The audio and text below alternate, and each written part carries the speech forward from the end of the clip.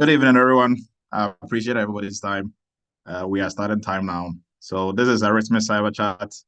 We do this every Friday night, 7 p.m. Eastern, and we appreciate your time and joining us to share in the knowledge and developing ourselves as security professionals or aspiring security professionals. Welcome to the Eretmis family. If this is your first time of joining us, we are starting here time now. So tonight, there is a lot that we are going to cover. We are all going to learn something new, whether you're already in the security field or you are looking to get into the security field. So there's so much to cover. I think we might probably even do two parts. So we will do part one and then part two. So we are about to start, and like as we always say, we are going to make sure the hour and change that you spend with us, it is going to be fruitful. You are going to learn something new that you can keep in your toolbox. So let's jump in. So tonight we are looking at how to get into breaking into cybersecurity in 2024. So, and if you're already in the field, we will look at maybe probably next week, we will look at how to scale up, right? Move up or stack up cybersecurity jobs. So we are going to look at that also as well. So you are welcome once again. We are transmitting on YouTube live, and I encourage everybody to check out our YouTube channel. We have everything that we do for Cyber Chat. We post on there. Really informative, really good stuff that you can get on the YouTube channel. And then also we have a WhatsApp group that we are going to post for everyone who is interested, get to be part of the family. And when we put links for meetings like this, you are going to get the link and you'll be able to share in everything else that we do. So you are welcome. I'm Dr. Emmanuel Edu. I'm going to be your facilitator for tonight, as usual. I'm a former United States Army captain. I'm the CEO of Eretmis Inc., a cybersecurity consulting firm and a PCI QSA company, and soon to be ASV company next week. We are based in New York. We do PCI audits, cybersecurity, everything. And then also the founder of Eretmis Academy. I'm also a former professor at University of CTC, Central Texas College, and then also University of Maryland Global Campus. And I love to talk about cybersecurity all day. So we are also partners for Eretmis Academy, Eretmis Academy. We are partners with authorized partners of CompTIA. So we have 20% discount for all exams vouchers, and we push that down to all our family members. So if you're on here, you are looking to sit for any of the CompTIA exams, get with us. We can give you a 20% discount. And then also for everything that we are doing here for Cyber Chat, you can also use that for continuous educational points for any certification exam that you have to renew, right? You'll be able to use that also as well. So you can also get with us and we give you more info on that. And I was talking about our WhatsApp group. We have a Eretmis WhatsApp group. If you want to join, we will put out a link. You can join that, and we post cybersecurity stuff, different trainings, different webinars and stuff like this that we post on there. And then generally also we put some questions. People from the community put questions and stuff, cybersecurity. So we discuss everything cybersecurity on there. And it's a great place for you to also network and link up as well. So please do well when we post the link, join. And then for our YouTube channel, like I said, what we are doing tonight is being transmitted on YouTube. So please subscribe, get on there and share, spread the word, and have others also benefit from it. So for tonight's discussion, we are going to be looking at how to break into the cybersecurity space. So if you are looking to get into cybersecurity, this is something that you don't want to miss. And some of the things we are going to touch on is these questions that we've outlined here. So first question is there a strong demand for cybersecurity please hold one. Is there a strong cybersecurity demand in your state, in your metro area? And then the second question is, what skills and educational credentials do you need to enter the cyberspace? How much can you make when you enter the cyberspace? That is the most important, for most people. And then also the next question is how hard is it to find a cybersecurity job or for employers to fill a cybersecurity job or role or yes, a cybersecurity position within the company? And how in demand is a cybersecurity, within your community, within your states, and what roles can you target to start a cybersecurity career? So, and then how are you going to do the transitioning, right? Switching to cybersecurity. How are you going to do that? So last week we were privileged have have had one of our students, Naomi. She took us through her journey, switching from working in the healthcare and switching into cybersecurity. And she gave us some really good insights and also, gave us some insight into what she's doing currently as a data privacy analyst. So, such stories are very encouraging, and they also let us know that it is very possible, it is doable. But from everything that she was talking about and she was saying, it didn't sound like it was easy because it is not easy, but it's very doable. Very, very doable, but not easy. So if it was easy, guess what? Everybody would have been a cybersecurity professional being paid six figures and more, right? It is not easy. That is why it is not everybody doing it. So if you want to pursue this path, just have it at the back of your mind. It is not easy, but it's very doable. So if people have done it, you can also do it, right? And I've seen all types of people within different industry with different capabilities gone through to become cybersecurity professionals. So I don't know, what you think your situation is, but it is very possible. The only thing that is going to make you successful or not successful is to have that attitude of perseverance. So you have to be able to persist, persevere, and keep pushing, right? So if you give up, then you are going to lose at that point, right? So no matter how long it takes, there are some family members on here. Maybe I'll probably call one or two of them out. Uh, there is a particular person who was on my checklist for people who were overdue to get a cybersecurity job, and fortunately he got a job last year, so I was able to cross him off my checklist for last year. So I think I had within the Eretmis family, I had almost like 10 people, right? I mean, there are everybody else, comes in, get a job, go ahead, and others are applying.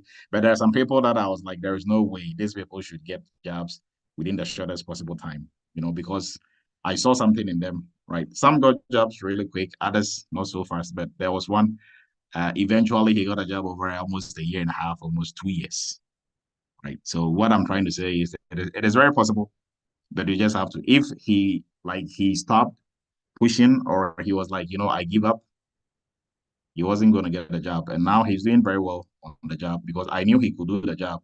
That was why I couldn't really figure out what the problem is, even though I know some of it, family related and all that. But still, all that I'm trying to say is it is very doable. So before we get into how to break into cybersecurity, we are going to start from the fundamentals, right? So, what is cybersecurity in the first place, and then we build our case moving forward. And there is a lot. I'm going to show you some tools and some techniques that we are all going to use to do some gap analysis on ourselves, not cybersecurity gap analysis on the job. So it's going to be pretty interesting. So everybody should hang tight. Now we are going to look at what cybersecurity is. So what is cybersecurity? We have different definitions, from all different schools of thought.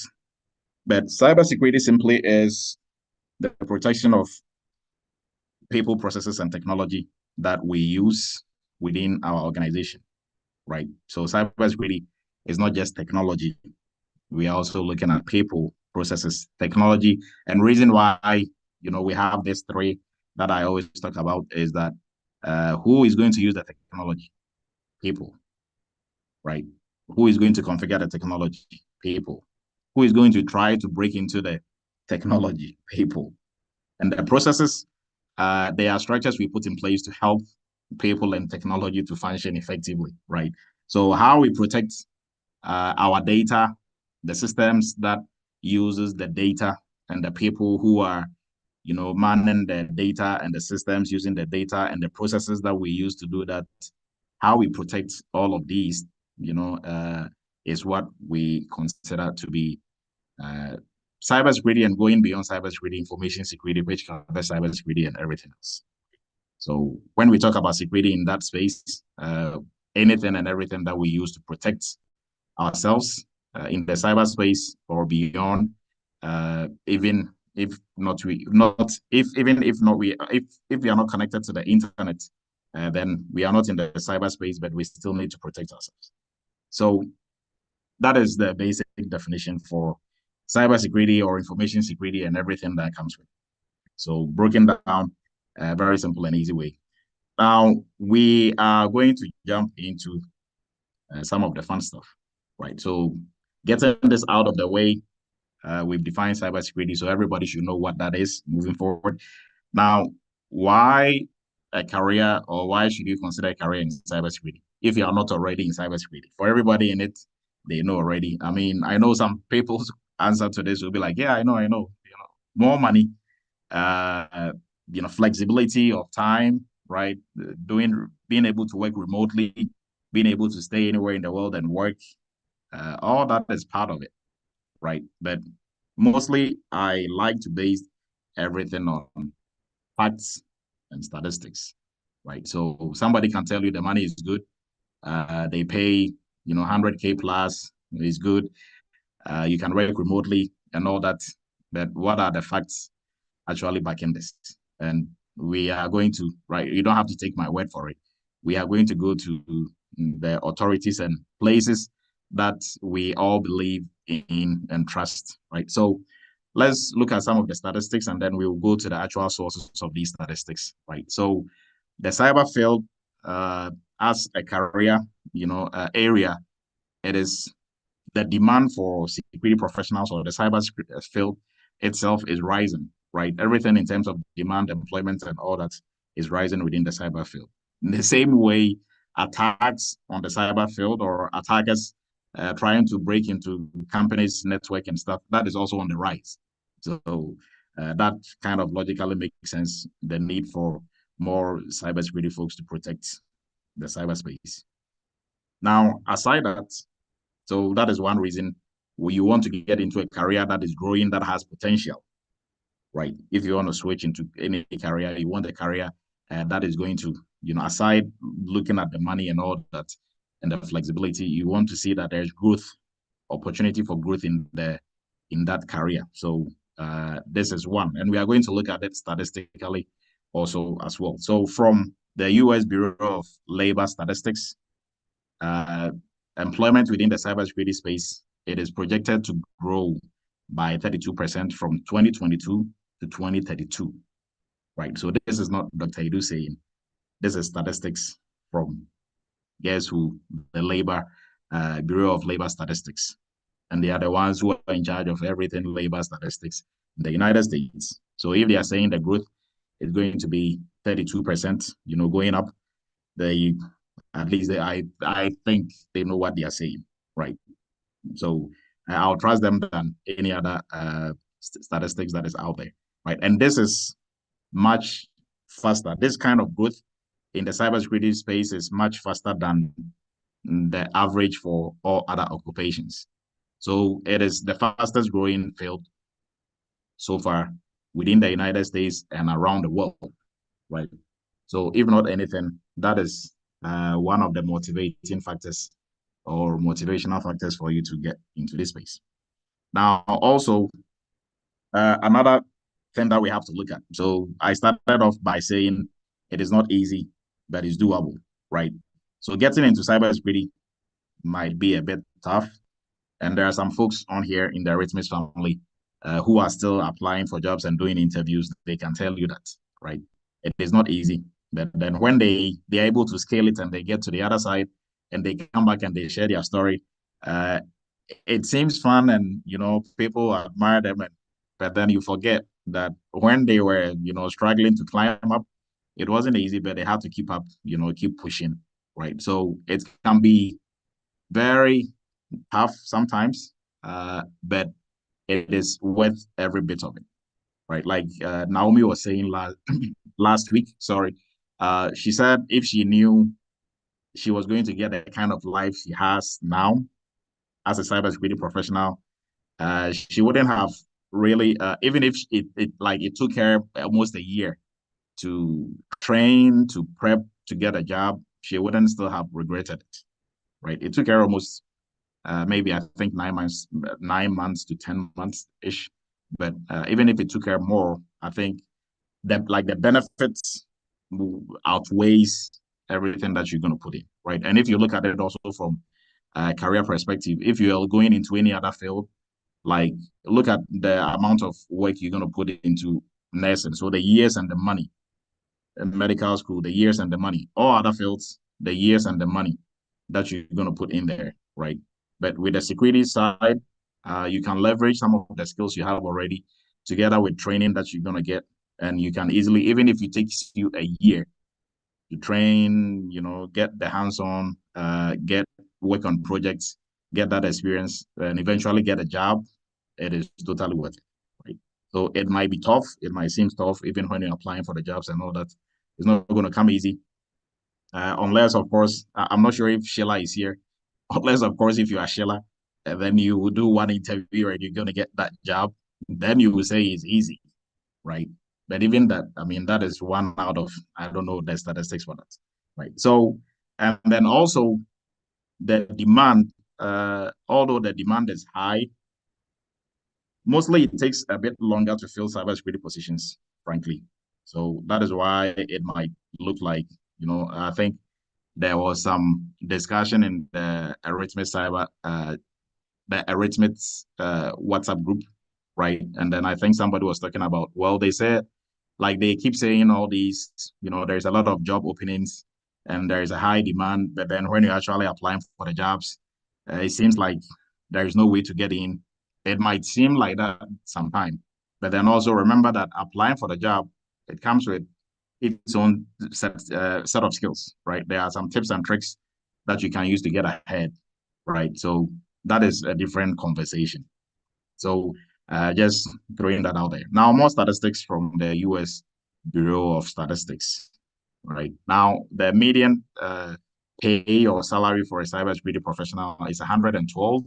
This is not Dr. Edu saying, right? That is about 53.85 per hour in terms of, hourly rate. And then also the work experience in related occupations is less than, so you can get in with 0 to maybe 5 years experience, right? On the job training, not required. Number of job openings in 2022, they don't have the 2023 one yet because we just finished 2023. It's 168,000, so almost 170, right? Job outlook is estimated to grow 32%, much faster than the average. Now, employment change, I think this is for career switch, folks doing career switch, about 53,000, right? So you can get all these. We'll go to the site actually to where we got these from, and you'll be able to see that. So now we are going to look at cybersecurity career outlook in 2024. We've seen some statistics why you should get into cybersecurity, aside the big money, flexibility, good work-life balance. We've looked at some real statistics that if you are if you are researching and looking to switch into cybersecurity, then this is something to help with your research and then also building yourself to eventually switch to security. Now let's look at the cybersecurity career outlook in 2024. So cybersecurity professionals, what do they do? We've looked at the definition of security, anything and everything that we do to protect people, processes, and technology within our organization, right? So cybersecurity professionals, they are the ones who are doing the protection. They are the ones who are coming up with a plan, the strategy of doing that, right? So they do cybersecurity professionals. They like their work span from coming up with strategy, plan, and actually doing the protection or actually doing the job. So it depends on where you sit or the role that you're going to be in. If it's managerial, if it is an implementer role, leadership role, everything we are doing is directed to the same goal. But where you sit is going to define what exactly you are going to be doing, right? So cybersecurity professionals might be doing different things. Different roles will demand you doing different things. But overall, we are trying to protect our company's assets in terms of people, processes, and technology from bad people who might want to steal or take advantage or use it for some malicious purposes. Right now, the outlook of the cybersecurity space now is that there is dangerous. So these are not my words. Dangerous shortage of cybersecurity workers in the United States and around the world, not just United States. Right. This is from a government agency that is saying this, and we are going to look at that here shortly. So, from September 2022 through August 2023, for every 100 cybersecurity job openings, there were only about 72 cybersecurity workers available to fill those openings. Right? And the demand keeps going up, but the supply is low. And we are going to look at this in real time. We have a government-related site that tracks the demand for security professionals and all that in real time. So currently, I think there is almost 600,000 unfilled cybersecurity jobs as of now, right? It went up a bit higher, and then I think it almost reached 700, and then it came down to 600, and now it's around like 572, and it keeps going up and down. But it's been around 500,000 unfilled cybersecurity jobs since 2020, right? It went all the way up to almost 700, and then it stabilized and came down a little bit, but now it's still above 500,000 unfilled cybersecurity jobs. And like what I was saying, it takes 21% longer in terms of time to fill cybersecurity jobs than other IT roles. That is why for most cybersecurity jobs, you go through at least 3 interviews before they finally bring you on board, right? So like I'm saying, it is very doable, but it's not easy. And if you look at the benefits and everything that you're going to get, getting into the cyberspace, it is worth your time and your efforts, right? So even though there is a lot of job openings out there, that also doesn't mean employers are handing out cybersecurity jobs like candy. So you have to prove that you have the knowledge and skill. You've worked on projects, and you can actually, you have to convince them that you can do the job, right? So the jobs are there, but you have to work for it before they give you that chance, right? So, and also some myth, maybe we have to clear that before we move forward. You don't need to know coding. You don't need to have a degree in anything. If you have a degree, it's a plus. It's nice, but you don't need it. Caveat to that: some few jobs might say we need you to have a degree. That is like the determining factor. If you don't have a degree, then we don't even talk to you. And that is like less than 1% of all the jobs that are out there. Most employers are looking for somebody who can do the job, not who has PhD in everything in cybersecurity but can't do nothing, right? So certifications are nice to have.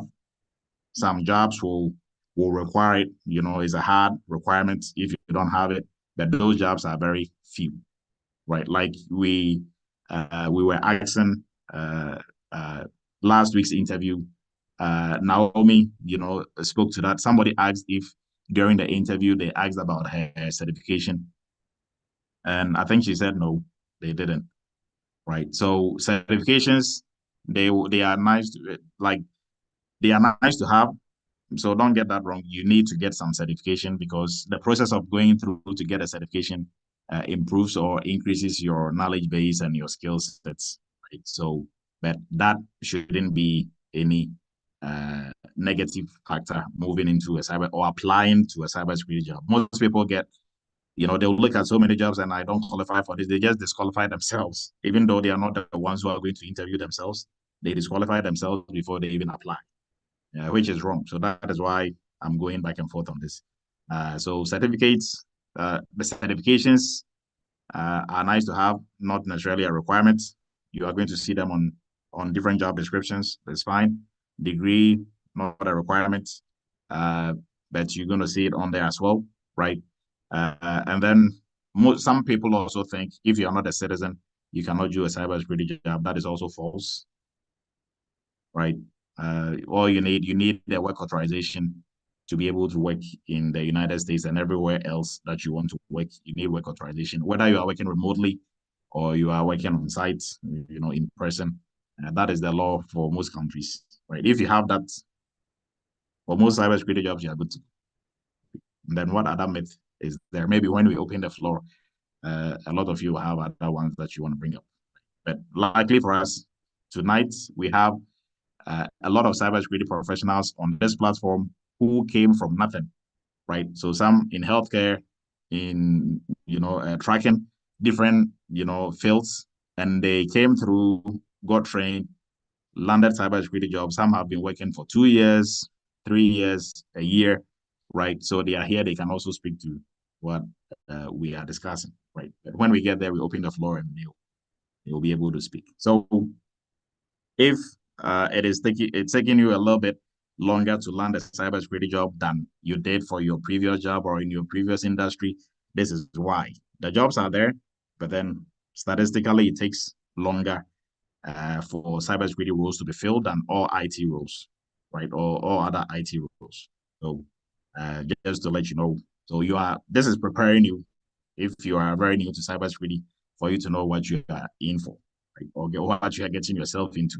So you don't get overly concerned if you are done with your training and you start applying and it's not going as you wish it to go, right? So now let's look at the knowledge and skill needed to get into cybersecurity in 2024, right? So cybersecurity professionals or people who want to get into cybersecurity, some of the skills, we are going to look at skills first, and then we'll jump into knowledge later on.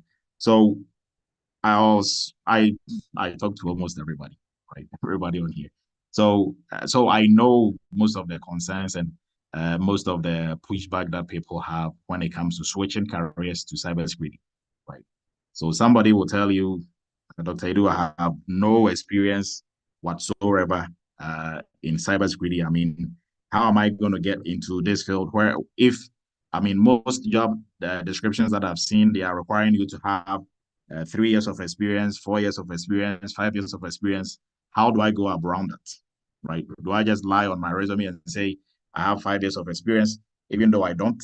And if they ask me to do the things I have done in the 5 years of experience and I'm not able to do it, then I'm not gonna get fired, right? And they get all rallied up on that. And my answer to that is very simple.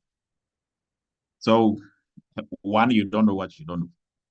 And for you to come in with that mindset, totally understood, right? Totally understood. But we are going to debunk all that tonight, right? Everybody on here, whether you've worked in cybersecurity before or not, you are coming with at least 30% of the skills needed in cybersecurity. You just need somebody to point that out to you. So don't say I have no experience coming into it or I have no skills set coming into. So skills, experience, they kind of are tangled together, right? So the experience that you are looking for in cybersecurity, I'm not even going to say skills. The experience you are looking for, you probably have 30% of that without you taking any cybersecurity training or doing any cybersecurity anything. And we are going to break that down, as we move forward, right? So people who work within cybersecurity, mostly some of the attributes that you have to, come with, good instincts, paying attention to detail, right? Great communication skills, problem solving skills. All these are some of the vital elements you need in terms of traits to be able to function, and curiosity, right? You have to be very curious. You have to be a lifelong learner. You have to be somebody who is very trainable, who is ready to learn, right? So even though technology, we are going to be playing with technology in cybersecurity, technology is just one aspect of it, right? I mentioned earlier on when we were defining cybersecurity that cybersecurity covers people, processes, and technology. So technology is one aspect of it. People and processes are also another aspect of it. So when it comes to experience and skills and knowledge, it covers everything also as well. Technology, people, processes, and yeah, so technology, people, and processes, right? So your experience working with people is easily transferable to any other field, right? And so everything that I say, I back it up with, you know, maybe facts, right? So we will call it, I mean, it's facts. So we will look at, as an example, we will look at some of the cybersecurity job descriptions for you to see the experience or the skills they are looking for, right? And then I'll make my case. So it's like I'm in court. I'm a lawyer trying to make my case.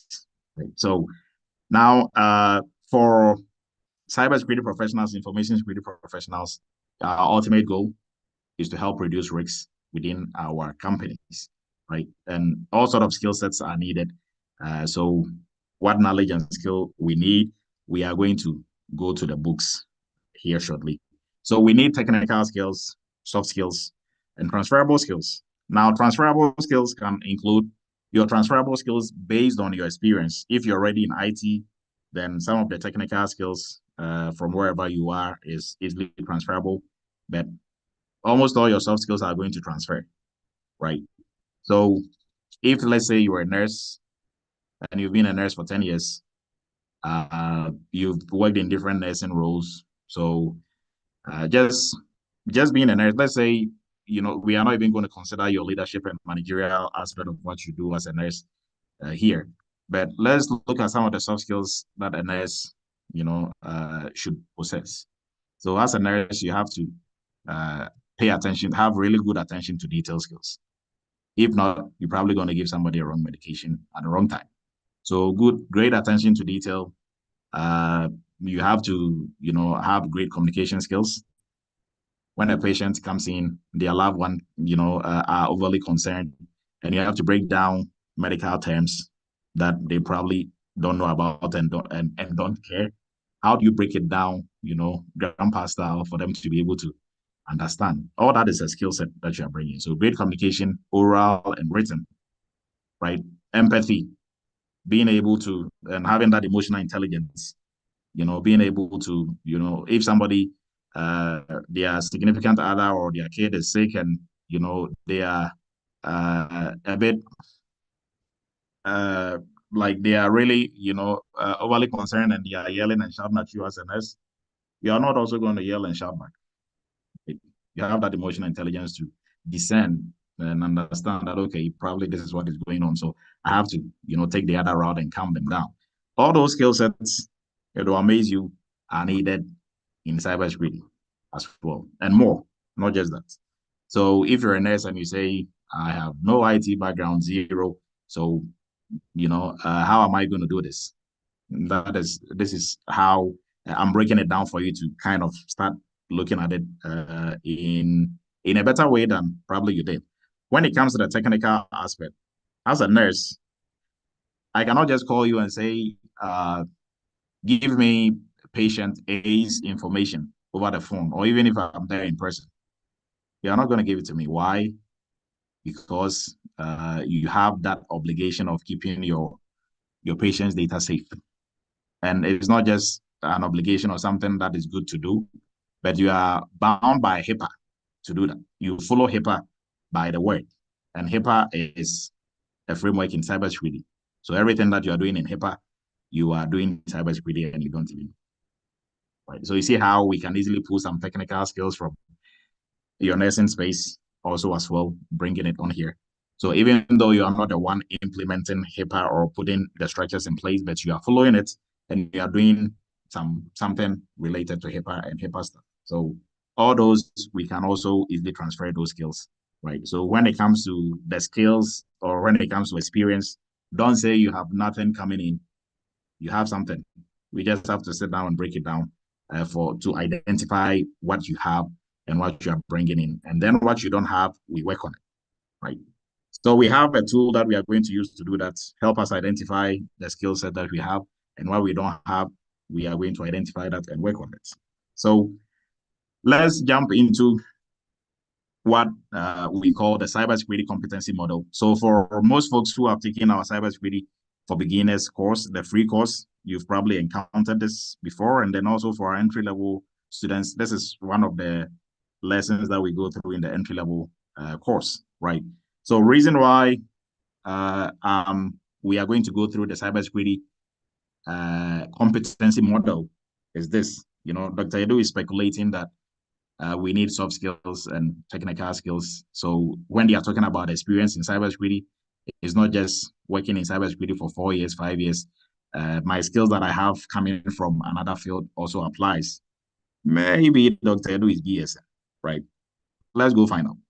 So the Employment and Training Administration, which was not created by Dr. Edu, I don't even know where they are, right? But it's a government agency in the United States. They worked with the Department of Homeland Security and more than 200 federal departments and agencies, and who came together to form the National Initiative for Cybersecurity Education. We call them NICE. They developed a comprehensive competency model for the cybersecurity workforce. Right. So technical and subject matter experts from education, business, and the cybersecurity industry all contributed to this model's development. Now, the cybersecurity competency model defines, keyword, the latest skill and knowledge requirements needed by individuals whose activities impact the security of their organization's cyberspace. So you have the background to cybersecurity competency model. So now let's look at the actual model and see what is in there. So this is the cybersecurity competency model that was created by everybody who is somebody within the cyberspace, including the government, the corporate side, academia. They all came together to make this. Now, what this whole competency model just simply is trying to do is to categorize the knowledge and skill you need to be able to work, or to categorize the knowledge and skill cybersecurity professionals are supposed to have, right? So they've done the hard work. We just have to go through and identify where we are, right? So this model, they've categorized the knowledge and skill into 5 main tiers. They have tier 1, tier 2, tier 3, up to tier 5. Now, tier 1, let's look at what tier 1 covers. So tier 1 covers personal effectiveness competencies, right? So which covers interpersonal skills, integrity, professionalism, initiative, flexibility, lifelong learner. All these are skill sets that you need within as a cybersecurity professional. And it's not me saying it. Now, tier 2, academic competencies. So you should be able to read and write, right? Do some math. I mean, you are not going to do math in cybersecurity necessarily. So don't get scared on that one, right? Communication, critical thinking, and fundamental IT user skills. So you should be able to join meetings like Zoom. You should be able to use Slack, use a smartphone, use a computer. That is what we are talking about, fundamental IT user skills. This is tier 2. Now, tier 3 is workplace competencies. So how well you function in the workplace. Teamwork, planning and organization, creative thinking, problem solving and decision making, working with tools and technology, business fundamentals, health and safety. So we are looking at the skills and knowledge, which overall kind of forms your that forms like the basis or the foundation for your experience in security. And so far, we've looked at 3 of the tiers when it comes to the competency model, and we are going to look at 4. So tier 4, we are looking at industry-wide technical competencies. So your cybersecurity technology, information assurance, risk management, incident detection, incident response, and remediation. right? So everything technical knowledge is tier 4. Now, tier 5, we are looking at industry sector functional areas, which we are also going to look into more. So cybersecurity is divided into 7 main functional areas, and these are the functional areas being talked about in tier 5. So if you look at tier 1 to 5, tier 1 to 3 talks about soft skills, purely soft skills. So that is talking about you as a person, right? So these tier 1 to 3, the knowledge and skill you need for tier 1 to 3 doesn't have to come only from you working in cybersecurity. If you've worked elsewhere, you've had training somewhere else, and you have all these already. And if we are grading to tier 1 to 5 to be 100%, so 1 to 3, you're almost like what, 70% there, right? Now, tier 4 and tier 5, we have to work on. So that is where you are going to acquire the cybersecurity knowledge and skill, the technical knowledge and skill. If you don't have any, then you are going to, mix that with tier 3, 2, and 1, and you should be good. So coming into cybersecurity, you have something already. And this is not me saying it. I mean, I started with my speculation, and now I have backed it with something, right? So that is you, and everybody can take a look at this. Go to what is the agency again? ETA. If you go to their website, you'll see this. We also look at that. We actually go to all these sites and all these government agencies that are like the sources for this information. So we are going to look at that. Please unmute yourself. Somebody keeps unmuting themselves. So let's move on. Now, for the cybersecurity competency model that we looked at, they have some worksheets that are very useful. We are going to look at them as well. So the worksheet goes through all the tiers, and you can check off the skill sets and the knowledge that you have and what you don't have. So after you've done that, you can do gap analysis and you know what you are missing and what to work on, right?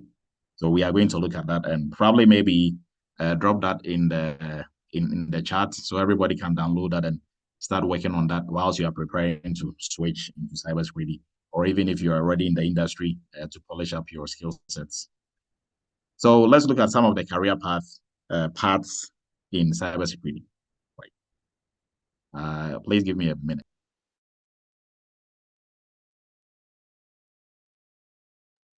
So now we've looked at the skills, knowledge that you need. Now, which path do you take in cybersecurity?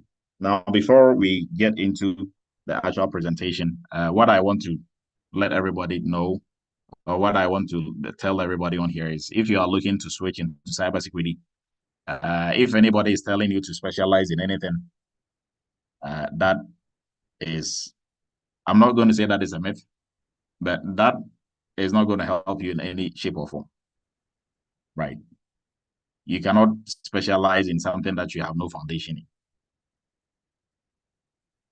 So it's like if we are going to build a story building, but you are like, you know what, forget about the foundation and the first and second floor. Just build me the fifth floor. I'm going to live in the fifth floor in the middle of the air with nothing supporting it. How well is that going to, work out? So when you are starting off in security, you have to make sure you have a good foundation we call it good working knowledge in all the functional areas of cybersecurity. Please unmute yourselves. Okay, please give me a minute.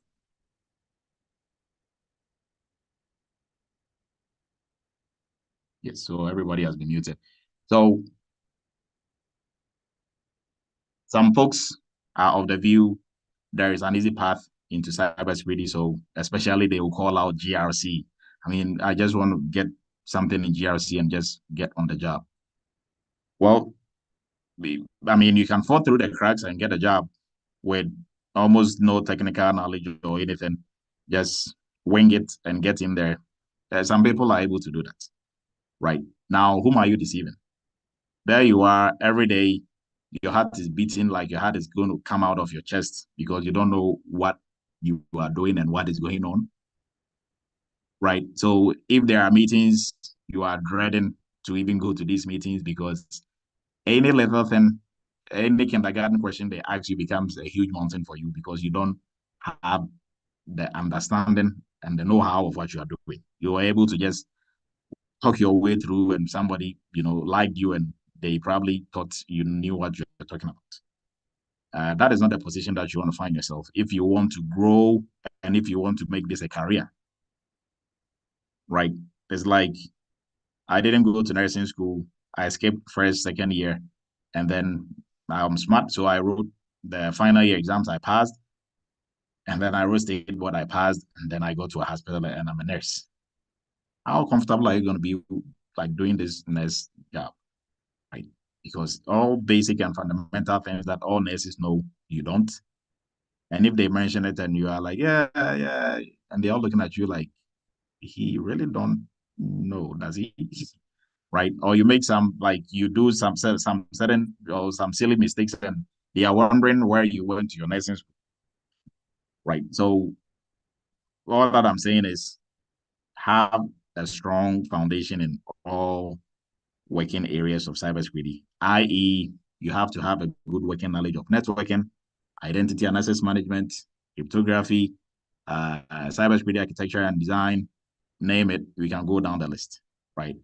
So if you have no background and I tell you, hey, come on, we are going to put you in, teach you only HIPAA or teach you just third-party risk management, you'll be good. You'll find a job. These are the interview questions. And some people even go to the extent of, I don't know what they are thinking. No, somebody will do the interview for me. What? And then that somebody is going to do the job for you, or you are going to do the job. Then you might as well just go get a surgeon job and have somebody interview for you. And when you are done and you get a job, you will go do the job.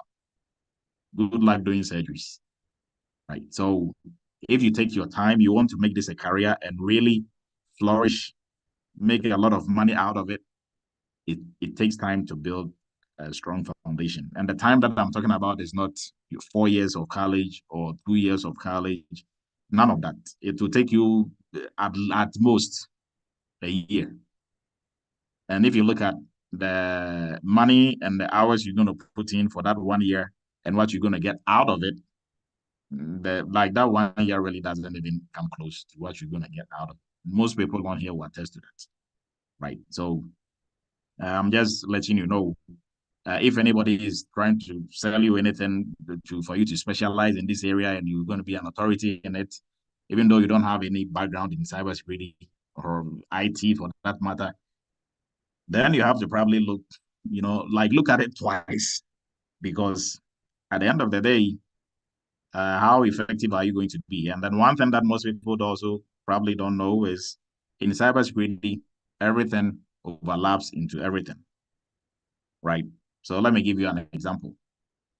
I don't want a technical area of cybersecurity. And most people, technical, they are referring to coding. And yeah, I mean, you don't want coding. I get it.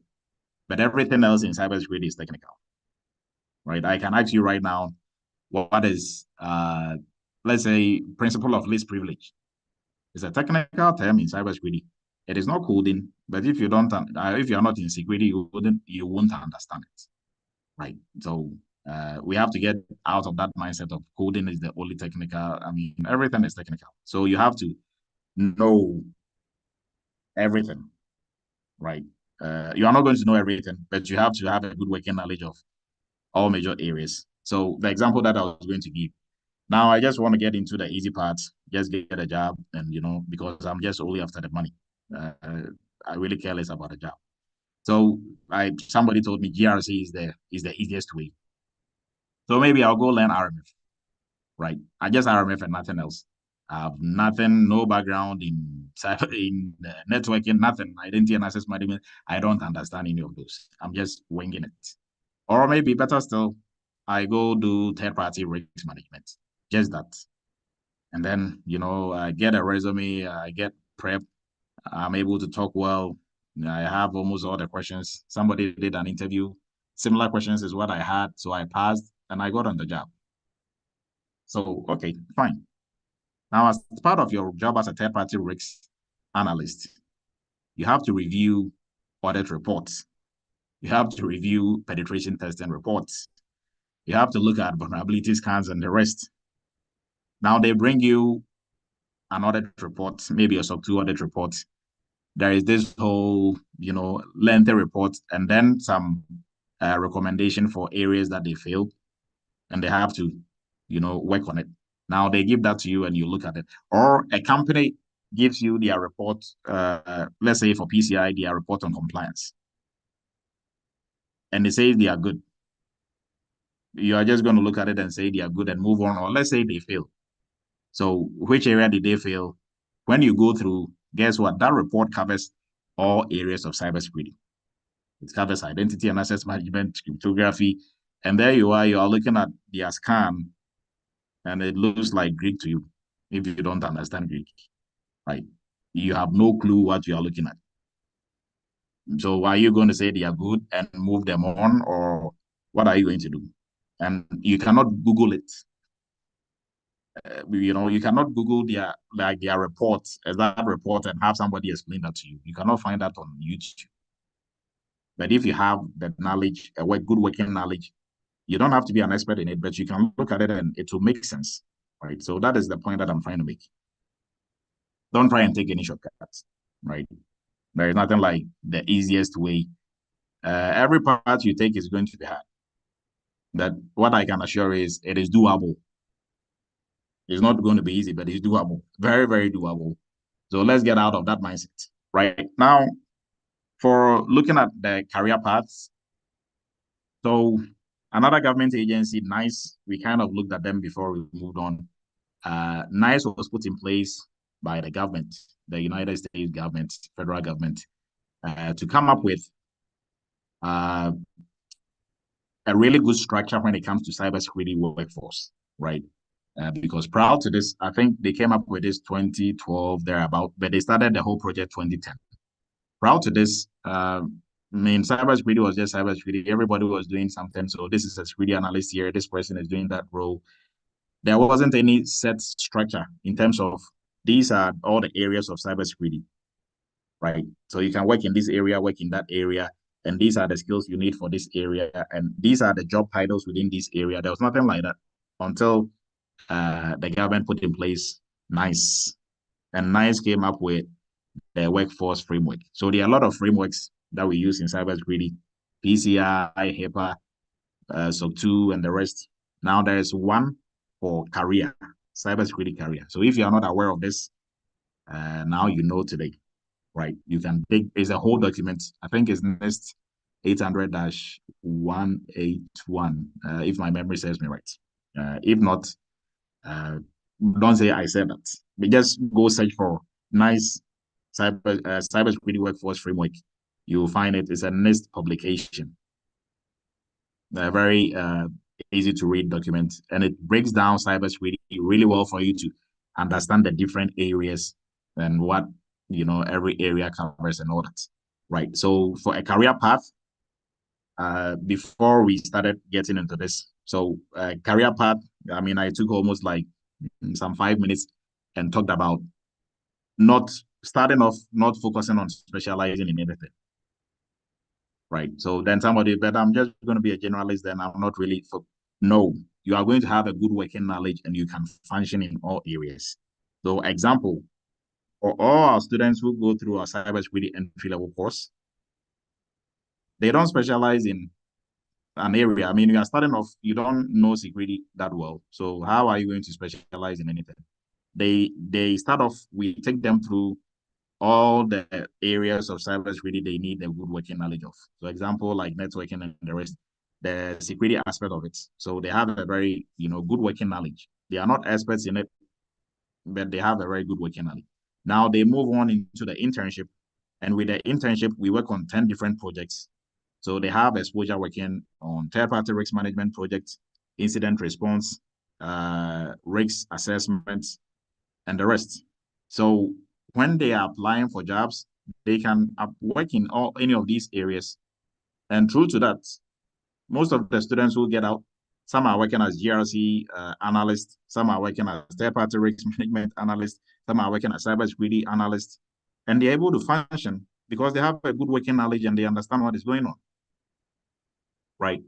Now, moving forward, when they want to, rise up in their career, they can choose to go probably now I'm just going to specialize really well in third-party risk management. That is all that I'm going to focus on. They have that luxury of doing that because one, they have a very solid foundation. Two, they have that working experience and exposure, right? So some are working as GRC specialists, GRC managers. If that is the area they want to focus on now, they can do that because they have a very solid foundation. But coming just right, if anybody tells you to go specialize in anything, what foundation are you specializing on? You don't have any foundation, so like, how are you going to specialize in anything? Right? Like that, some example that I use every time, and people will be, for people find it funny. So it's like, Dr. Edu, uh, I don't want to go to medical school, but I just want to go to the surgeon school to become a surgeon. And then, I will go and pass. But if anything happens in the hospital, don't call me. I'm only a surgeon. Right? A patient just collapsed in front of me. I mean, what do I know? It's not time for surgery. No, you are a doctor first, right? You have to be a doctor first to be able to build up on that, right? So I don't know, folks who are selling whatever they are selling, if they okay, come just do this course for. So and also caveat to that. Let's say you want to focus on PCI, right? I have no cybersecurity experience. I want to go for PCI. So our path for you will be to go through entry level and then jump onto PCI.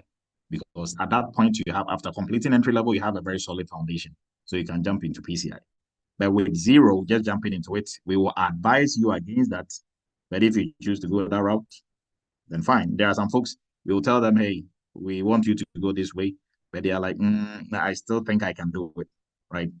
I can learn French and learn engineering in French at the same time. Some people are superheroes. So more power to you if you want to go that route, right? But ideally, it's a lot of work just getting a very, good working knowledge in all areas to be able to understand what is going on and function as a security professional. On top of that, learning something else that is a specialized area will be a bit harder, but some people are able to pull it off. Don't get that wrong. So let's look at the next framework. So this framework is supposed to guide employers, it's supposed to guide academia, right? Schools, it's supposed to guide people who are looking for cybersecurity jobs. And this is how it is supposed to guide everybody. We are going to look at the we will look at the diagram here shortly. Now, the the NIST framework, right? Because NIST is under NIST is under NIST. So the NIST framework, it's comprised of the following components, right? The 7 categories of cybersecurity. So they did a research. They've categorized everything that we do in cybersecurity into 7 main, areas that they call categories. And under those 7 categories, they've broken it down where they have specialty areas, and they have 33 of those. And under the 33 specialty areas, all the job titles that security analyst, security GRC specialist, and the rest, they've also, come up with a broader umbrella for all of them. And those, we call it work roles. So those job titles, we've categorized them into 52 main job titles, under which different varieties will come up, right? We have 52 of those also as well, right? And under those job titles, we have the knowledge and skill and abilities you need to be able to function or perform those,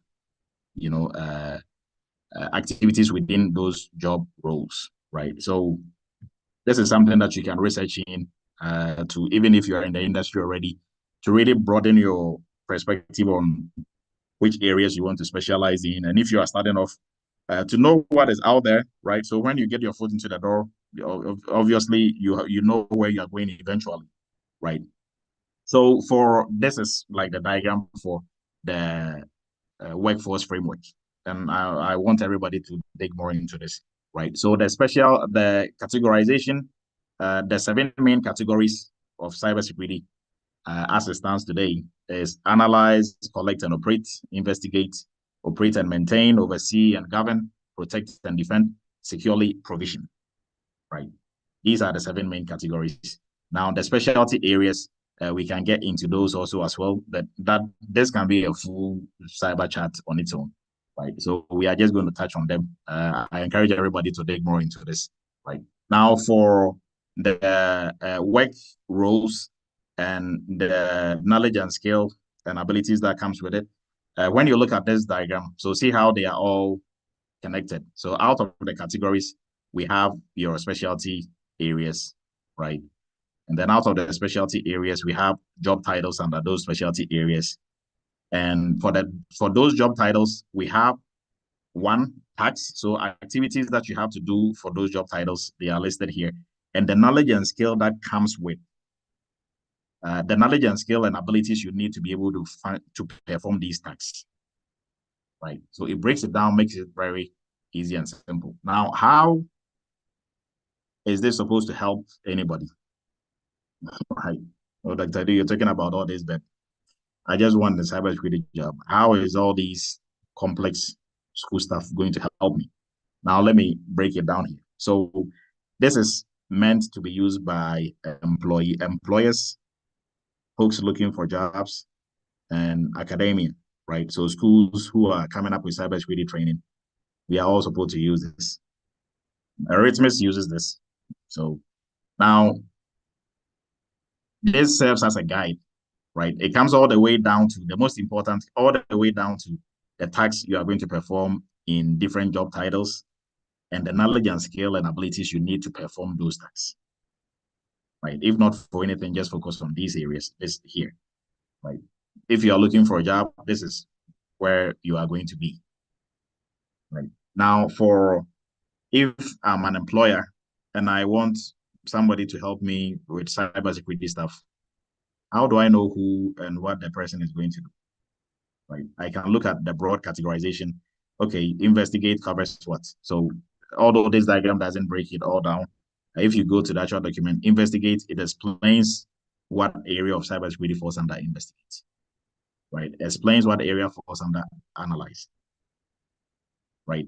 So based on that, okay, then I'm going to dig in further. What is the specialty area that I'm looking at? So based on that, I can use this to come up with job description for the job title that I'm looking for, right? If I don't know what, so this is what recruiters and HR are supposed to use, but mostly they just do copy and paste from other people's, that is how you are going to see an entry level cybersecurity job. And the requirement in there is 8 years of experience. Like, what? Do they even understand what entry level means? They just copied and pasted somebody else's job description and they changed and put entry level in the title. They forgot to change the 8 years. That is how you run into stuff like that.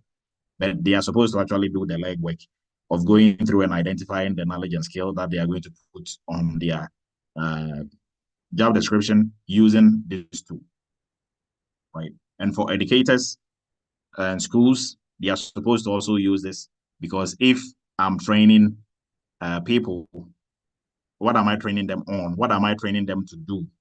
Right. So, for example, like Eretmis, our entry level course, what is it training you to do? What job roles can you hold? We got that from here. So we know the knowledge and skill we need to give you to be able to function in that role. And then also the tax.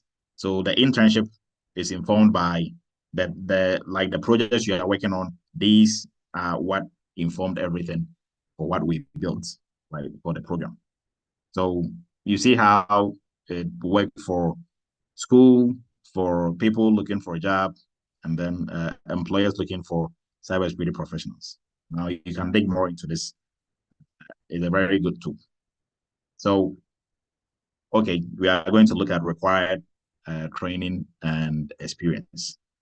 That is also a big portion of everything in terms of breaking into cybersecurity. So for training, education, and experience, we are looking at formal education. So college plays a big role. So you can decide to go to college, get a degree in cybersecurity. Uh, that is one way to get in. You can decide to take online courses, take a boot camp, go to non-traditional schools like Eretmis Academy. That is also another way to get in. You can do self-study, another way to get in. Some of the pros and cons here. And then for experience, it comes with internship and apprenticeship, right? You can study, study, study. But if you don't do, studying and doing, they are two different things. Your doing is going to be informed by your studies. But if you don't do and you study, you can study all you want. You've not done it, right? And when it comes to speaking to it, it's not the same.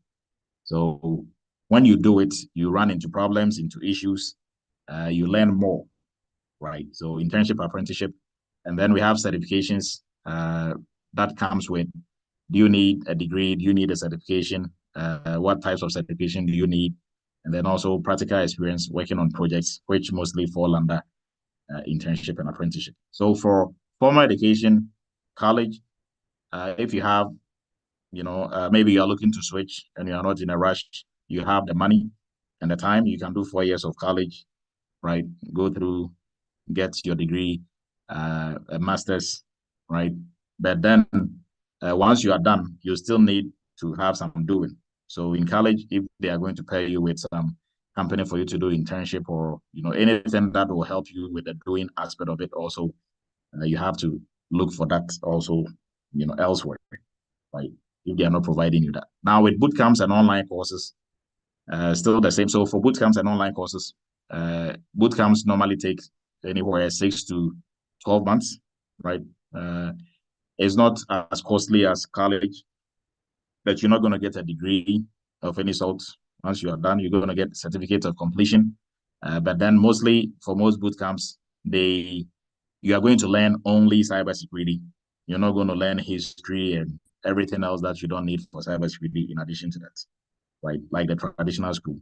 And it doesn't take that long, and you are not going to spend as much, right? So you can look at that option as well. Now, self-study is the cheapest among all of these, but it can also be very expensive, and it can be very frustrating as well, because getting into cybersecurity from a different field, you don't know what you don't know.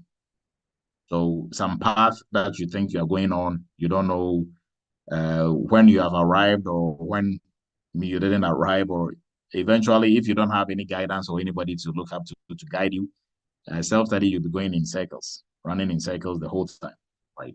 So, uh, but self-study, you can literally just buy a book for 30 bucks, 40 bucks, learn it, buy some test questions, practice, and go sit for Security Plus and pass, go sit for this certification. You can get a lot of certifications through self-study, right? But still, at the end of the day, you don't know what you don't know, right? So if you don't get the right guidance, even with self-study, uh, it can get frustrating sometimes. So, but some people still will love to go that route. Now, internship and apprenticeships. There are internship and apprenticeships programs around. I think for we have a meeting with New York. Is it Labor Department? They are talking to us about an apprenticeship program that they are running. If you want to be part of it. So we'll see how that goes. But apprenticeship programs and internship, like the ones Eretmis Office, cybersecurity internship, and PCI internships, those will help you to work on projects, right? And so your practical experience will come from projects like that. And if you work on a variety of projects, on during interviews, you're able to speak to things that you've done, not things that you just studied. Or so uh, look for, if you are trying to, you go through any of these, either self-study, bootcamp, formal education, still get some internship or apprenticeship program, and to be able to work on projects and actually, get your hands dirty, right? That is really going to help breaking into security 2024, because employers are looking for somebody who has done, worked on a project or has done something. And that is going to show in what you say. So the funny part is, most often during interviews, they're not going to have you do anything. Most interviews, they are just going to pick your brain on, okay, how do you do this? What about that? Do you do this? Have you done this before? Are you exposed to this? You know this too. If you've actually done it, it's easy for you to answer all those questions and they cannot surprise you, right? But if you've not done it and Dr. Edu told you and you just memorize what I told you and you are reciting it, if they ask you something off script, then you are caught off guard, right? So you don't want to do that. You have to actually do it. You wouldn't be able to do all the projects in security, but at least you can do some of the major ones like we do in the cybersecurity entry level course. And then for certifications, if you are starting off mostly Security Plus, everybody will tell you is a good place to start. And then, as you are moving along, you can add more certifications to it. Mostly what you don't want to do is to stack up certifications and just get ahead of yourself, right? So don't be in a rush to get so many certifications and you don't even have the knowledge and skill to back it up because you are the certification, not a piece of paper you are holding. So if you tell me you have Security Plus and I ask you a Security Plus question and it's not even a practical question and you are fumbling and okay, it's because I don't have working experience. No, I'm not asking you for is knowledge. You don't have the knowledge, not working experience, right? So make sure if you have the certification, you have the knowledge and skill to back it up. Because if during interviews you have Security Plus, CISSP, CISA on your resume, you actually sat for the exams, you passed, and they are asking you simple security questions and you're all over the place, then you look like, how did this person get these certifications, right? So you have to make sure you are not getting way ahead of yourself. So I think we are at a good stopping point. We are going to look at the tools that, and some of the evidence that we just discussed. So those are going to be on the web. So we are going to exit off here, and then we will look at those tools. One that we are going to use for gap assessment, to analyze our skill sets that we are bringing to the table from based on the cybersecurity competency model we are going to be looking at here shortly. So just to reiterate, our WhatsApp group, we will post the link. Everybody can have access to that and join the WhatsApp group. And then also our YouTube channel, please do subscribe. For folks looking to switch our cybersecurity entry level course, you can join that also as well. But please go ahead and sign up for our free course first, Cybersecurity for Beginners on the Eretmis Academy. And then also for our PCI class, we have a new cohort that will be starting pretty soon. All that information will be pushed out. And then also for our internship, cybersecurity internship, all interns we are meeting tomorrow, and that our new cohort will also be starting pretty soon as well, right? So this is information about Eretmis Academy. We are going to exit out of the presentation and go into the tools that we are going to look at and the evidence that we are talking about. So please hold your questions. We will wrap up pretty shortly and everybody will have the floor.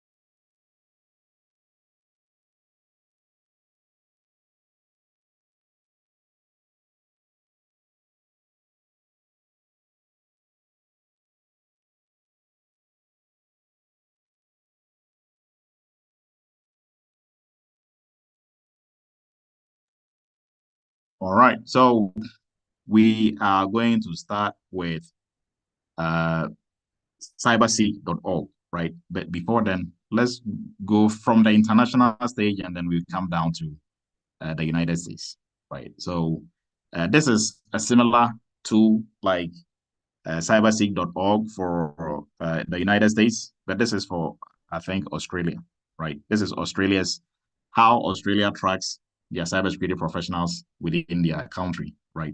But they have an international and historical supply and demand for cybersecurity. So that is what we are going to be looking at. Is international. After that, I mean, we are in the States, so we will look at the one for the States.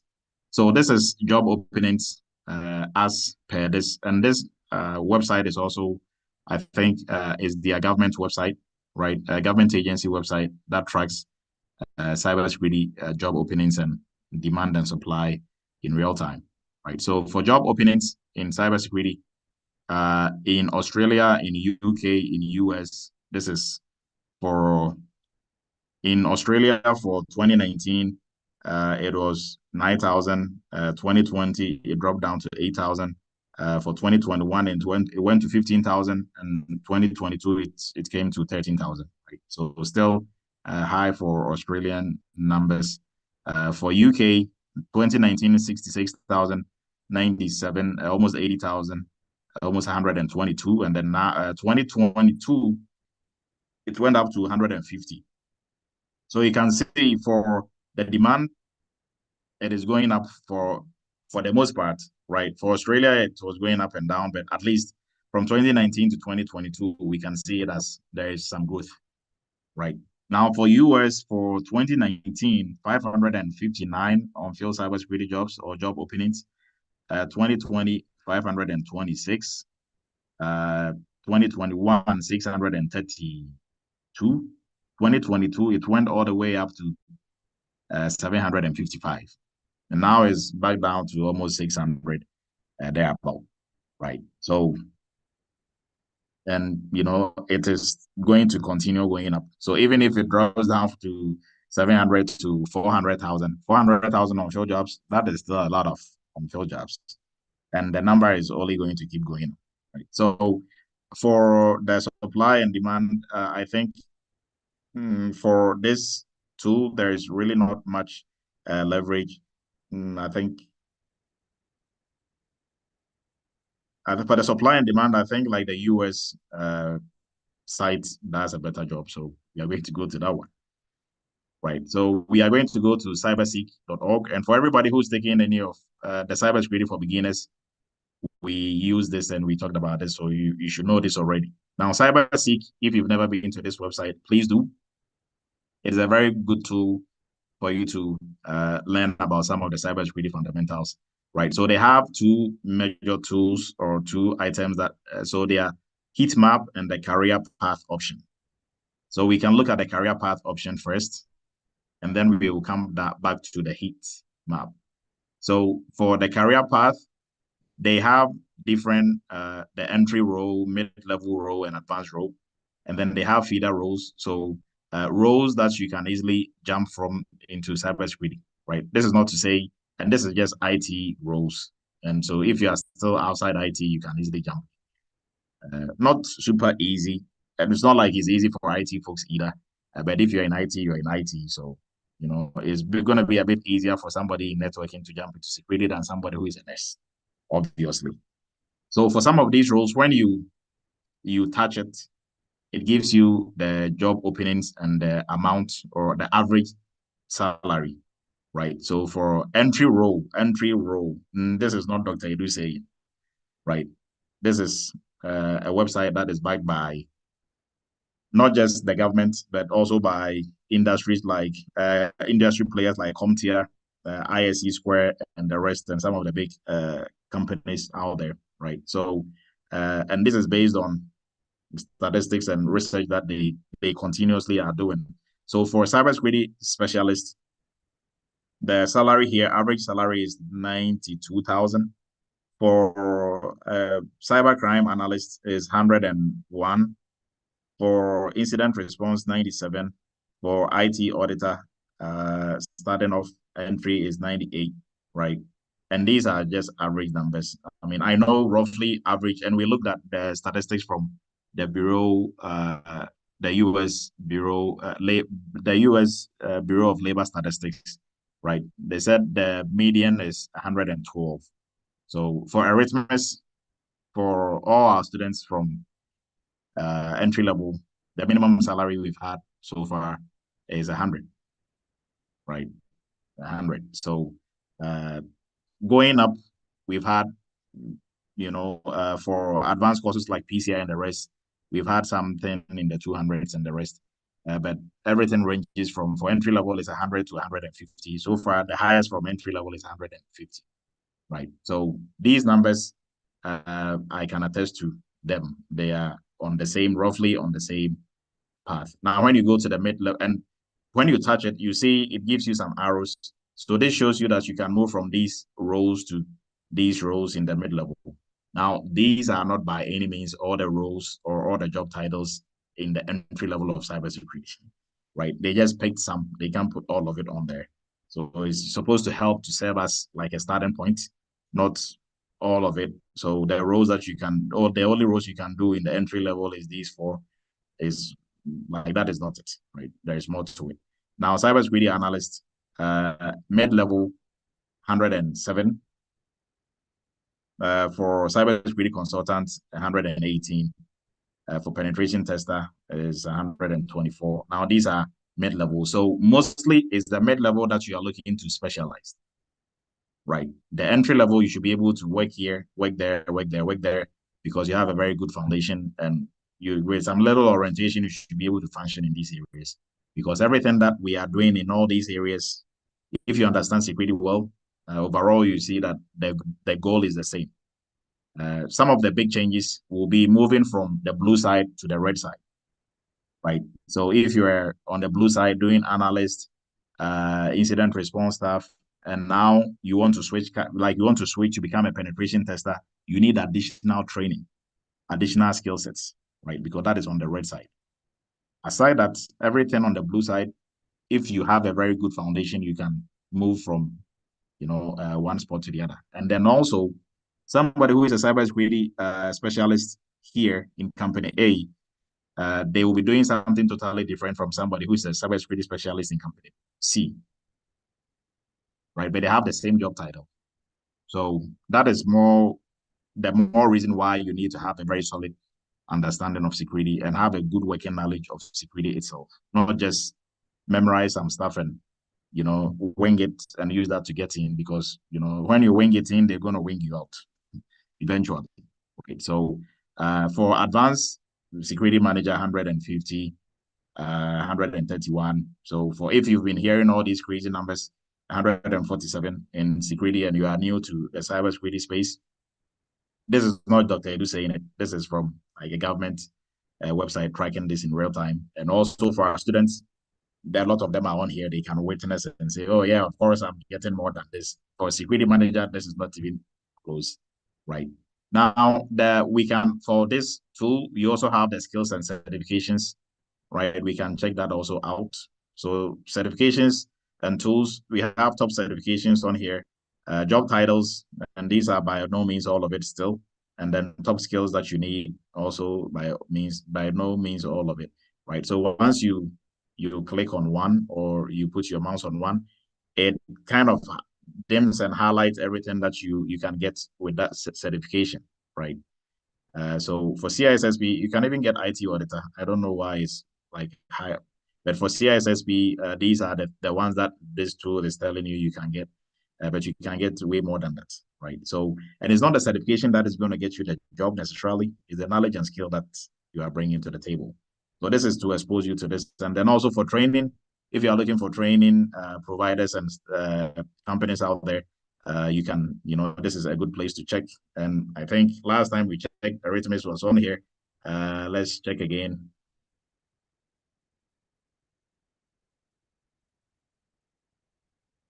All right, so Eretmis is still on here, right? In New York.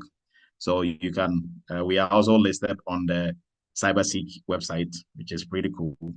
All right, so enough of this site. We are going to go to the interactive map. So for the interactive map, what it does is it tracks the cybersecurity job openings within your state. And you can even narrow it down to metro area, right? So if we look at Maine, there is 2,500 cybersecurity jobs there currently open. Vermont, 2,000 all the way. So you just have to put it on there and it shows. I think for Virginia area, there's a lot. There's obviously 58,000 and 31,000. So this is not to say you have to move to Virginia to get a cybersecurity job, right? Most of these jobs are remote also, so you can be here and work there, right? So that is also possible. Now, for the ones that are hybrid, You obviously have to be in the state or close to the vicinity of the job. And this is current. This is very current up to 2024. 2024. So it is very current. Now, and it has color coding. So if it is really dark, it means there's a lot of cybersecurity jobs there, obviously. So like in Florida, 30,000, in Texas, 46,000. So, and then when we come to metro areas, even within the states, it breaks it down to which areas or little cities that has more jobs than the other. So this is a very good research tool for you to, when you are looking for jobs, for you to research. So looking to get into cybersecurity, you have to know where to look, right? So when you go to maybe Indeed and you're searching for cybersecurity jobs, right, you can also narrow it down to your metro area and specific areas, and it will bring more jobs from there as well. So hopefully that helps. Now, when you scroll down here, this is where it gives you the cybersecurity job openings in real time, right? So the number it dropped from 600 something change to 579,000, which is still a lot of jobs, right? Now, and then on here, these are the number of cybersecurity professionals employed in the US as of now, 1,178,000, right? Total employed cybersecurity workforce. This is it, 1 million, and we still have over 500,000 open cybersecurity jobs out there, right? Now, supply and demand is 72% national average. Now, let's look at the specific statistics for historic cybersecurity job openings in the US from 2010. It's been rising all the way up to 2014, 74% rise from 2010, 70. So when we're talking about like you are looking for a career field that has, really good growth, we can see that from here, right? And historical employed cybersecurity workforce is also increasing as well, right? Keeps increasing. Now, historical demand, supply and demand for cybersecurity since 2010, demand is up and supply is low. That is why you have the map going that way, right? So you can get enough. I mean, when you go to this website, you can take your time and also play around. Now, for the job openings that we have for the 500 and something, they've also broken it down into the 7 main categories of cybersecurity that we looked at. So operate and maintain, oversee and govern, collect and operate, securely provision, and the rest. So we have almost 300 and something within this space. So you can look at it this way. Maybe there's more jobs in this space, so I'll want to target job titles within this space. Or, within mostly the investigate has less jobs or so less competition, if you want to look at it that way. So I'll target those areas as well. And then also for certifications, it tells you certification holders so far. So for Security Plus, there's almost 265,000 people with Security Plus in the US. For CISSP, 91,000. For Global Information Assurance Certificate, 64, and the list goes on, right? And these are not by any means all the certifications that are out there. And then you can also do openings requesting, so job openings requesting these certifications. You can also, look at it and use that also to inform your decision on which, specific job roles maybe you want to apply to.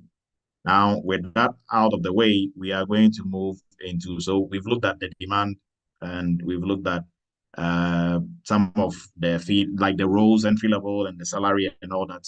We are going to look at the Bureau of Labor Statistics. So the information that I was given is from the government website or the government agency website. And you can come here and look at this information and search for it. And they have like a handbook and all that you can go through, right? So you can go to the US Bureau of Labor Statistics and get that information. And then we are going to move into the NICE framework. The website is also under CISA, right? The NICE framework is under CISA. And then they also have the National Initiative for Cybersecurity Careers and Studies. right? When you come here, you can learn a lot about cybersecurity careers, and education and training and all that. So this is also the source for the nice framework, right? So this is the categories of cybersecurity, right? If you click on this, it breaks it down, gives you like the specialty areas. And then when you click on the specialty areas, it takes you to, like, it even breaks it down further, right? So now these are the abilities that you need within this field. So ability to communicate complex information, concepts, ideas, in a confident and well-organized manner through written or verbal communication means. Okay, so I mean the list goes on, right? Now, when it comes to knowledge, if you click on this, so knowledge of computer networking concepts, protocols, and networking security methods, knowledge of laws, regulations, policies, ethics as related to cybersecurity policy. So a whole list of it, right? If we go to skill in assessing or estimating effects generated during and after cyber operations, and you can go down the whole list of skills, right? And then tax. So within that role, where is the role? So for this is all source analyst, right? This is the work role that I was talking about. So one of the big categories of job titles. Under that, what are you supposed to do for tax? What do they do? So for tax, perform file signature analysis, perform real-time forensics, requests, answer requests for information. So a whole list of. So you're not going to do all of this. You're going to do some of it, right? So at least you should know, and then the skills and knowledge that you need to do it has also been listed. So this is a very good tool, right? It really helps, gives you a lot of insights and capability indicators also. You can also use this. So this will let you know entry level what you need, intermediate level what you need, advanced level within that same role what you need, right? So a really good tool that everybody can, get on this website, and all these tools are free, right? But if you don't know what you don't know, like I always keep saying. So Dr. Edo has shown you, please take this as the baton and run with it, right? So with that, I think, okay, so same thing is what we have on here. And for, okay, so now we are going to move into the competency model that we just talked about. So for the competency model, it's not Dr. Edu BSN. This is also Career One Stop is under a government agency, which is under, they have like all these agencies intertwined under agencies under agencies. This is the cybersecurity competency model, right? So this is not Dr. Edu's making. It is something that they actually did research and came up with. So if I'm telling you soft skills are also needed, they are equally important, I'm not just trying to sell you anything. It's the truth. And for most of our students who, interviews that they almost got but didn't make it, mostly it's the soft skills that will get you, not your technical skills, right? You are all fired up for a cybersecurity interview, and I mean, you've gone through first stage, second stage, and the last stage is the soft skills. You're going to meet a CISO or somebody, and they are asking you questions like, so if Sheila is not playing her role in your team, what are you going to do about it? That is those questions are the ones that are going to make or make you, right? And you might think about it, it's not the cybersecurity question. It is, because soft skills are also needed in cybersecurity, not just your technical skills. They will rather have somebody with 30% of technical skills and a really good, 70% of soft skills than somebody with 80% of technical skills and 5% of soft skills. Because at that point, then nobody can work with you, right? You are going to be a bad fit for their culture, right? So we have to balance the two. And for soft skills, you are bringing them from anywhere that you are coming from. So with this, we are going to look at gap analysis. That is the last item we will look at, and we'll wrap up for tonight. So hopefully everybody is learning something from this. All right, so let's pull up our gap analysis tool here, and we will wrap up here shortly. Okay, so this gap analysis is also from the cybersecurity competency model. The smart people who came up with the competency model, they also came up with these uh, tools that we can use to analyze ourselves and identify where we sit when it comes to the cybersecurity knowledge, the cybersecurity competencies that we need to be able to function, right? They have a similar tool for employers and a similar tool for educators also as well. So they have tier one. You are going to go down the list of tier one. If you have it, you select achieve. If you don't have it, needs improvement, or you are going to work on it. You can go down this list, and it will help you to identify exactly what they are looking for, right? And what you have and what you don't have. So I'm not sure if we can drop this in the chat and you can download it, or you can go to the cybersecurity competency models website and download it from there as well, right? So this is a very simple tool for you to go through and use. So you use this to do gap analysis. It's like you're doing an audit on yourself, not an audit on a company, but an audit on your own skill sets, right? So take time and go through and be honest, go through and identify. So then you come up with a game plan of how you're going to fix the gaps that you're going to identify, which are the skill set that you don't have now, right? So how are you going to go about bridging that gap, getting those skills to be able to get into cybersecurity or move up the ladder in cybersecurity? So with that, we are wrapping up, and I know there's a lot in the chat. If there are any questions, you can please, or you have some contribution, you can raise your virtual hand. We will give you the floor, and you will be able to ask your question or give your contribution.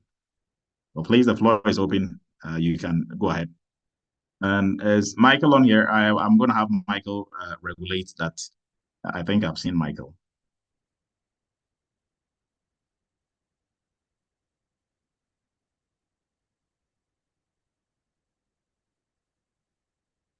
Yeah, so if there are any questions, you can please go ahead.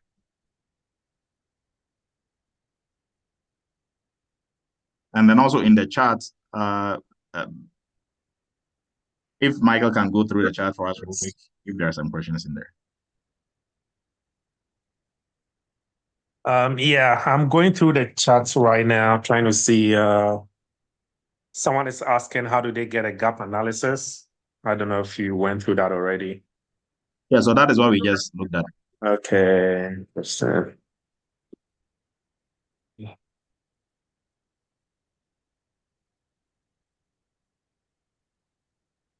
Someone is asking, this one is from T. Daniels, asking if you can speak on how to approach over the job description and the job requirements on cybersecurity job posts. I think this is a little bit lengthy. Probably they're trying to see how you can break down job description and how they go about job requirements during job posts. Now we will do that next week. Next week, okay. Like that is a full session on this one.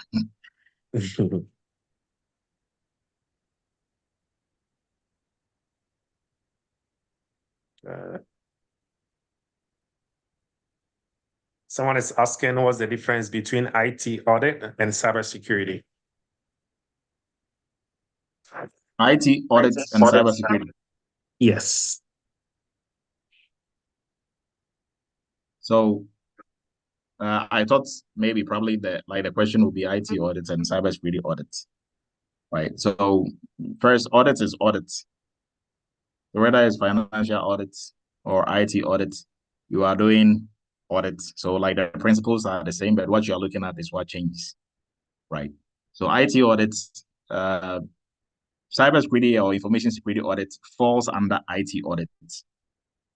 Your IT audit covers everything IT, which includes information security or cybersecurity, right? So when we talk IT as an umbrella, cybersecurity falls under IT.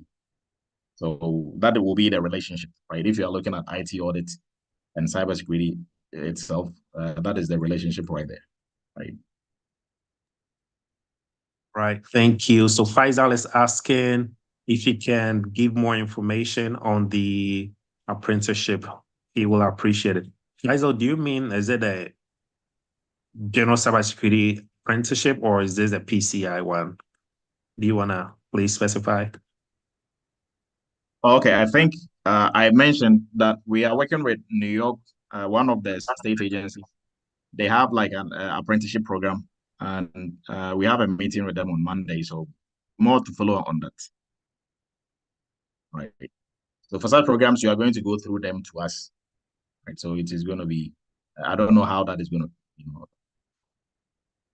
more to follow All on right. that. Perfect. Someone wants you to provide more information on how the income sharing agreement works. Oh, okay. So thank you. For income sharing, we have a third party company that will pay for your training. And once you are done, right, when you land a job making a certain threshold, then they are going to share your income. Like they will take a percentage. So you do it like instrumental payment to them over a certain period, right? But they have all that fine print. They have like different types of contracts there. So when you are filling out the forms, you'll be able to have the time to go through and choose which type of agreement that you want to go with. But like simply, they will pay for you, and then once you are done making a certain amount, then they take a percentage of your income for a certain period of time. All And right. for we've posted the link to everything on here. So the link to the free course, the link to make an appointment, the link to everything. So go ahead. Do we have like any more questions in there, Michael, before we wrap up? I think we have two more. We'll make this brief. Someone is asking the difference between security consultant as a job role and security analyst. Difference Oh, between security consultant as a job role and security analyst. yeah. So mostly for job roles, uh, we have generally how it's supposed to work or what you're supposed to do, but the company will ultimately decide what you are going to be doing. So for a security consultant, you can be doing a security analyst job, and a security analyst can be doing a security consultant job. But in general, like as a consultant, you are providing guidance, and you are, the one coming with a strategy on exactly what they're supposed to do and stuff. So you are not actively engaged, or you are not part of the implementers actually implementing stuff. But in some companies, you'll be a consultant and still be doing, right? You are not just providing guidance, and you are not the subject matter expert only. You are also going to be doing as well. For a cybersecurity analyst, uh, depending on where you sit, it can be a managerial role, so you can be a cybersecurity analyst, senior analyst. So you have people working for you. So at that point, you are providing guidance also. But if let's say cybersecurity analyst entry level, you are an implementer, you are going to be working on a whole variety of things. I mean, including maybe some of the things that the consultant is supposed to be doing. So really, there's no limit to what they can have you do. That is why you have to be more comprehensive in your approach to security rather than just, focusing, especially when you are coming in, rather than just somebody telling you to specialize in a certain area, even though you really don't have any background. Because mostly, I think, I'm not sure if Noah is on here. For Noah's company, I think they brought Noah on as a cybersecurity analyst. And then they switch it up on him. They're like, hey, you're going to be doing third-party risk management. Right? And he was able to function. Noah has been working for almost, I think, 2 years. But if he didn't have that like the foundation that we gave him in the training and in the internship, and all that he knew was maybe third party, and they switch him to maybe GRC something, then he will be stuck, right? He'll be like battling every day. If he didn't get fired that day, then he would do a big, thank God, and then move on to the next day, hoping he's not going to get fired, right? But here he's able to switch to different roles because he understands what is going on and he's able to apply himself, right? Is that it, Michael, or there's more? And that'll be it. We'll take one more and that'll be it. So someone was asking, but I'll drop. Someone was asking if you can speak more on the DoD 8570 requirements. But I just posted a link in the chat for that individual. Maybe probably I know that's a lot, so it will take a while to cover that. But yeah, the DoD 8570 requirements is like a baseline requirement for IT folks who work in the DoD space, right? So they have a whole lot of them, maybe IAM, identity and access management. It talks about the baseline certifications that you need for that and so on and so forth, right? It's a whole stack. So I just dropped a link in the chat so you can go ahead and review that. I think last question before we wrap it up, someone is asking what would be a beginner certification for cybersecurity? Security Plus. Yeah. Now they have the CC from ISC Square and the rest, but those are not really going to push you, right? You have to like the certification that if you're able to scale by not just memorizing questions, but you scaled because you understood your stuff, that is going to test, your skill sets is Security Plus. CC and the rest, I mean, like those ones are kind of like introductory certifications, but Security Plus, yes, gives you a very good grounding as an entry-level professional. Yeah, and also for like what Michael was talking about. So like on the government side, they have like hierarchies, and they've categorized different professionals within like the government space when it comes to cybersecurity. And they've also categorized the certifications and qualifications you need to be able to function in different. So like they have it in kind of similar to TS, right? So that is what they were talking. I mean, like that is a whole session on its own. So we'll probably look at that maybe later in the future and do something on the government side also. I think there is one question from your name shows Mumu. Please go ahead.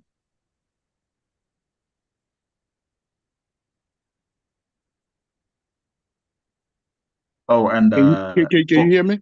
Hello? Yes, please go ahead. Yes, so I think I came in a bit late, but I thought to just squeeze this question in. So I've been working in the financial world for a long time for the DoD. I've been working in finance for a long time, maybe not long for certain people, but almost 10 years, right? But I just completed my master's in computer science, and my focus was on cybersecurity. I graduated like a year ago, and I'm trying to transition into that career field now. So, and I'm working on my Security Plus, right? So I usually use Udemy, and there's this guy called Dion. Dion training on Udemy. There's the guy I'm with, and I've been studying, and other different tools that I've been using to study. So, being that I'm within the DoD, right? How easy it is to transition to IT within the DoD rather than getting out working for it. Do you think it's advisable that I work for companies outside, like go to the private sector and work, or stay within the DoD and switch from where? Because my thing is, because I'm a GS-12 within the DoD in the financial side, but going to the IT part of the DoD, I'm completely a novice. So how can I reconcile those two? Okay, so I think you can leverage your being in DoD. You can leverage that to get a DoD job in the IT side. Right now, I'm not sure. Like a year and a half ago, 2 years ago, DoD came up with a program because they were, in really dire need of cybersecurity professionals, and the corporate side was taking all the cybersecurity professionals because they were paying more than DoD and like the government in general. So what they did was they took people like you, Momo, financial managers and stuff, and they did like a boot camp for them for 6 months. they just pushed them into IT, like cybersecurity slots. Yeah, I think that program is probably still there. I don't remember, but yes, they took random people with HR background, different backgrounds, and they trained them And so you can easily do that switch within the DoD, frankly. Okay. Thank you very Because much you're for that already information. in, it's very Yeah. easy for you to pivot. But look into that. I think they still have, I don't remember the name of that program. It's been a while since I got in contact with them. Yes, but yes, they did something like that. And I think they continuously do it. It's not a program that, it wasn't a one-time thing. It was something that Okay. they decided to do because, I mean, when it comes to like the job market for cybersecurity professionals, like corporate side is always paying more. And that has also made the DoD to boost their cybersecurity pay. So they don't only go with GS ranking, but then Okay. they have some additional like bonuses and stuff that kind of pushes the money all the way up. Just like how they do for like the medical side, right? Like in Yeah. the army, you get Yeah. like in Yeah. the military, you get paid by rank. But then if you use only that, then all doctors and pharmacists and everybody is going to run away to the corporate side. So Yeah. they, I yeah, agree with that. like they give them bonus, just to augment. So yes, yeah, you can do that switch. So All like, right, thank you so much. That was a very good information because I didn't know where to start from. I have this degree, it's just sitting there with me. I'm just doing training, trying to get my security plus, but I just don't know how to switch. But I'm definitely going to look into that. I appreciate it. okay, great. All right. All right. So Dr. Edu, I think there's a very last one so we can wrap it up. I think it's very important. Someone is studying to write a SEC class next month, and they're trying to take advantage of your partnership with CompTIA so they can get a voucher. okay, so how it works is like mostly you just email David at Eretmis, and they will give you like the follow-up instructions. So what we do is we just purchase the voucher on your behalf, right? So we will purchase it through our Eretmis account and we get the 20%. So you are not going to pay the full price. I think it's now is what, 395, almost 400, but you pay like 320. So like you save almost like $80. So we just purchase it on your behalf, and we are doing that legwork. We don't get paid for anything. We just want to give you that 20% discount, right? Oh. So reach out to David, and we will take care of you. Do you do that for CISM as well? So CISM and CISA and the rest, they don't have any discounts for anybody. So ISC Square, ISACA, they don't have discount for nobody, right? So no partners, nothing. It's only CompTIA that does the partnership and gives the 20%. Yeah, the other ones, I think they love their money too much, so they don't give any discounts. All right. So are we good, Michael? So that will wrap it up. Thank you so much. All right. I appreciate everybody's time. We are wrapping up for tonight. So if you need, please, everybody on here should have gone through our cybersecurity entry-level course. We have cybersecurity internship. So for folks like Momo, you can join that. You actually be doing. So bring all your skills and knowledge into one piece. And then also for the entry level, for PCI, for advanced certifications like CISSP and the rest, please go to our website and you'll be able to get more info. And next week, we will still be coming with something as a follow-up on this, looking at job descriptions and the rest and how to really navigate that space to get into the cybersecurity field. I appreciate everybody's time. Have a great weekend. And all interns will be still meeting tomorrow, usual times. So I'll be seeing everybody tomorrow, interns, but everybody else will see you next week, Friday. Have a great weekend and stay blessed. Doctor, please.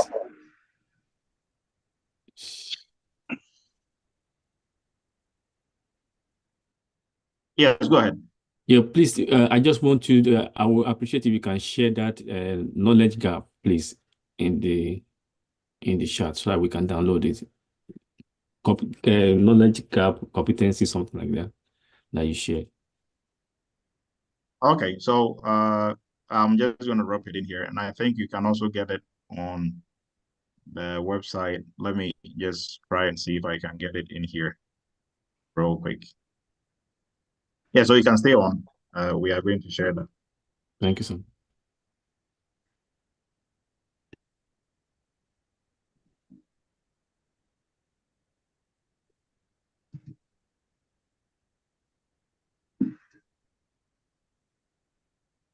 All right, but for everybody else, have a great weekend. Thank you. You too, Doctor. Yeah, yes, well. Thank you. I appreciate that. Good night, Captain. Thank Good you, night. Doctor. Okay, so for some reason it's not allowing to upload on here. We will drop it in the WhatsApp group. So if Okay. you're on there, you'll be able to download it on there. All right. Thank you, sir. All right, everyone, have a great one. Bye-bye. All right. Thank you, Dr. Edu. Welcome.